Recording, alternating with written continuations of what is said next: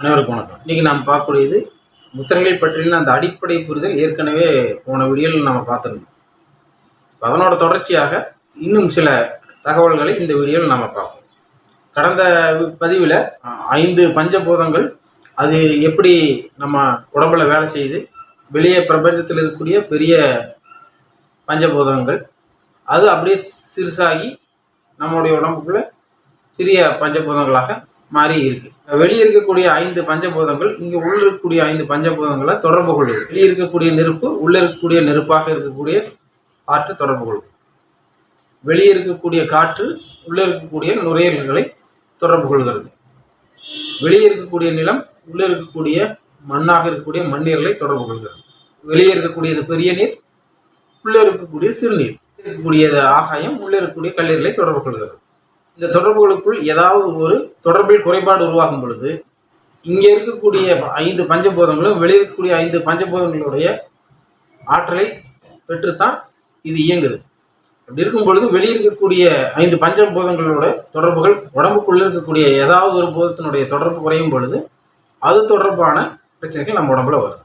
வெளியே பறந்து விரிந்த ஆகாயம் இருக்கிறது, அதை விட குறைவாக காற்று இருக்கிறது, அதை விட குறைவாக நெருப்பு இருக்கிறது, அதை விட குறைவாக நீர் இருக்கிறது, அதை விட குறைவாக நிலம் இருக்கிறது. சயின்டிஃபிக்காக பார்க்கும் பொழுது 71% நீரும் 29% நிலமும் இருக்கிறது அப்படின்னு சொல்லி அறிவியல் கணக்கு.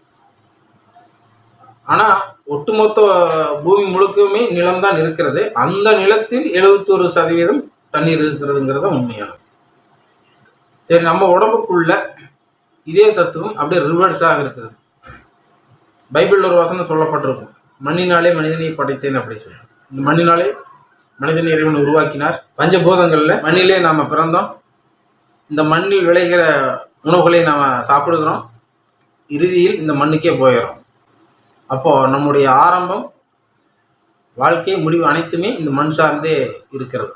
நாம் இந்த 5 பஞ்சபூதங்களில் மண் அப்படிங்கிற பூதத்தில் பிறந்த உயிர்கள், இதிலே காற்றுங்கிற பூதத்தில் பிறக்கிற உயிர்கள், நெருப்பில் பிறக்கிற உயிர்கள், ஆகாயத்தில் பிறக்கிற உயிர்கள், எல்லா உயிர்களும் ஒவ்வொரு பூதத்திலும் ஒவ்வொரு விதமான உயிர் தொடர்கள் இருக்கிறது. இப்போ இந்த 5 பஞ்சபூதங்களுடைய கூட்டு கலவை தான் இந்த உடல். அதில் இருக்கக்கூடிய ரேஷியோ இப்போ நான் சொன்ன ஆர்டர் பிரகாரம் கலந்து செய்த கலவை. இந்த ரேஷியோ குறிப்பிட்ட அளவு தரப்பட்ட இந்த ரேஷியோவானது சரியாக இருக்க வேண்டும். ஒவ்வொருவருக்கும் இதே அளவு ரேஷியோ தான் கலக்கப்படும். இதில் எந்த ஒரு பூதம் குறைந்தாலும் மனிதனுடைய தன்மையில் மாற்றம் உருவாகிவிடும், படைப்பிலேயே மாற்றம் உருவாகிவிடும். அல்லது படைத்த பிறகு இதில் உருவாக்கப்பட்ட சமநிலையிலிருந்து எது அதிகமானாலும் அதனால் பிரச்சனை, எது குறைந்தாலும் அதனால் பிரச்சனை. மிகினும் குறையினும் நோய். இந்த 5 பூதங்களில் எதுவுமே குறையக்கூடாது, எதுவுமே அதிகமாகக்கூடாது. 5 பஞ்சபூதங்களின் தன்மைகள் என்னவாக இருக்கிறது? நெருப்பு சூடாக இருக்கிறது. நெருப்புங்கிறது சூடு. அந்த குறிப்பிட்ட தன்மை விட நெருப்பு அதிகமாக போச்சுன்னா உடம்புல சூடு சம்மந்தப்பட்ட பிரச்சனைகள் வருது. அல்லது இவர் எரிஞ்செறிஞ்சு விழுகிறார். காற்று ஒரு இடத்துலேருந்து இன்னொரு இடத்துக்கு மூவ் ஆகுது, கண்ணுக்கு தெரியாதது. காற்றுங்கிறது நமக்கு மனமாக இருக்கிறது. வேகமாக நகர்றதுனால காற்று அதிகமாகிடுச்சுன்னா பேச்சு வேகமாக இருக்கும். அந்த மாதிரி வேகமான செயல்கள் செய்பவர்களாக இருப்பார்கள். இதில் நீர் அதிகமாகிடுச்சுன்னா நீரினோட தன்மை குளுமையானது, சலனமானது. நம்ம உடம்புல குளிர்ச்சி அதிகமாகிறது. எதையுமே ஜாலியாக என்ஜாய் பண்ணுறது. எங்கேயாவது போனால் கூட தண்ணியில் குளிக்கும் பொழுது கொஞ்சம் ஜாலியாக இருந்துட்டு வரலான்னு சொல்லி சொல்கிறோம். தண்ணியோட தன்மையே ஜாலியாக இருக்கிறது. இந்த தண்ணியோட தன்மை யாருக்கு அதிகமாக இருக்குதோ அவங்க இந்த ஜாலியாக இருக்கிற பார்ட்டி. நிலம் எப்படி திடமாக இருக்கிறதோ அதே போல் நிலம் அதிகமாக இருப்பவர்கள் மிகவும் திடமானவர்களாக இருப்பார்கள். இதுக்கும் அசராத மனுஷர்லாம், அதாவது நம்ம பேச்சுவாக்கில் எப்படி சொல்லுவோம்னா பிடிச்சி வச்ச பிள்ளையார் மாதிரி எதுக்குமே அசராமல் இருக்கிறான் பாரு, இவ்வளவு பேசுகிற மண்ணு மாதிரி உட்காந்துக்கிறான் பாரு, எதுக்கு ரெஸ்பான்ஸ் பண்ணுறான் பாரு அப்படி சொல்லுவோம்ல. இந்த மண்ணு மாதிரி எதுக்குமே அசராத ஆளுங்க மண் அதிகமாக இருக்கிறாங்க. காற்றுங்கிறது மனம். காற்று கண்ணுக்கு தெரியாது, மனமும் கண்ணுக்கு தெரியாது. ஆகாயம் அப்படிங்கிறது நம்ம உடம்புல உயிராக இருக்கிறது. ஆகாயம் எப்படி வெளியில் இருக்கிறதோ அதுபோல் இந்த ஆகாயம் அதிகமாகிருச்சுனாக்க அவுட் ஆஃப் ஸ்டேஷன்லேயே இருப்பாங்க.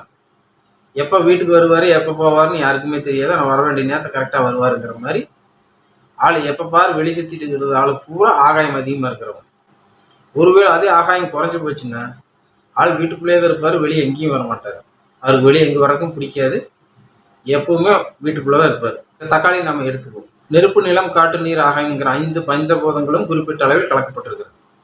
இதில் நிலம் கொஞ்சம் கூடுதலாக கலக்கப்பட்டதுனால இதனோட தன்மை ரொம்ப நல்லா கெட்டியாக இருக்குது. உள்ள தண்ணி இருக்குது, காற்றும் இருக்குது, நெருப்பு, ஆகாயம் குறைந்த அளவில் இருக்குது. அதனால் இந்த வடிவம் கிடைச்சிருக்கு. இப்போ மாறாக தண்ணீர் குறைஞ்சிருச்சு, நிலம் அதிகமாக இருக்குது அப்படின்னா இதனோட கெட்டித்தன்மை இன்னும் ரொம்ப ஜாஸ்தியாக இருக்கும். கட் பண்ணி பார்த்தோம்னா உள்ள தண்ணியே இருக்காது. அல்லது நீர் அதிகமாக இருக்குது, நிலம் குறைஞ்சிருச்சு அப்படின்னா உள்ள தண்ணி நிறையா இருக்கும். இப்படி அமுத்துனா குலையும், பலூன் அமுத்துற மாதிரி நல்லா எல்லா பக்கமும் குலையும். ஏன்னா நிலத்தோட கெட்டிங்கிற தன்மை குறைஞ்சி போச்சு. இதே தன்மையில் இந்த பூமியில் இருக்கக்கூடிய அனைத்து விதமான படைப்புகளும் இந்த 5 ரேஷியோக்குள்ளே தான் படைக்கப்பட்டிருக்கு. இந்த ரேஷியோ ஒவ்வொன்றுக்கும் ஒவ்வொரு விதமாக மாறும். இந்த சதவீதத்தினுடைய அளவு குறையும் பொழுது எந்த பூதத்தின் அளவு குறையுதோ அது தொடர்பான பிரச்சனைகள் உடம்புல உருவாகுது.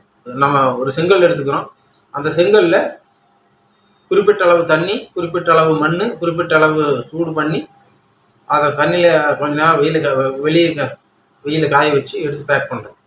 அதில் காற்றும் ஆகாயமும் ரொம்ப குறைவாக இருக்கும்.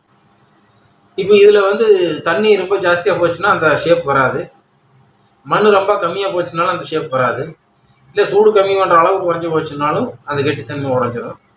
அப்போ அவனுக்கு ஒரு ரேஷியோ நம்ம நிர்ணயிக்கப்பட்டிருக்கும். இந்த அளவுகளில் இது சரியாக கொடுக்கப்பட்டால் இது ஒரு சரியான செங்கல்லாக வரும் அப்படின்னு சொல்லி. இதில் ஒரு குறைபாடு உருவாகும் பொழுது அது முழுமையான செங்கல்லாம் இருக்காது. அப்போ அந்த இடத்துல நாம் என்ன பண்ணுவோம், தண்ணி அதிகமாக இருக்கா அப்போ தண்ணியை குறைக்கணும், மண் கம்மியாக இருக்கா அப்போ மண் அதிகப்படுத்தணும்.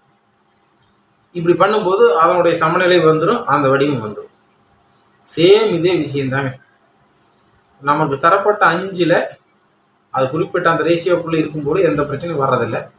அந்த ரேஷியோவில் ஏதாவது ஒரு போதம் இன்க்ரீஸ் ஆகுது. உதாரணமாக தண்ணி அதிகமாகுது, நிலம் கம்மியாகுது. நிலத்தை பேலன்ஸ் பண்ணணும், தண்ணியை குறைக்கணும், இவ்வளோதான் விஷயம். அப்போ இது எப்படி, இதையே அப்படியே முத்திரையில் பிடிக்கணும். நீரை குறைக்கணும், நிலத்தை பேலன்ஸ் பண்ணணும், இவ்வளோதான்.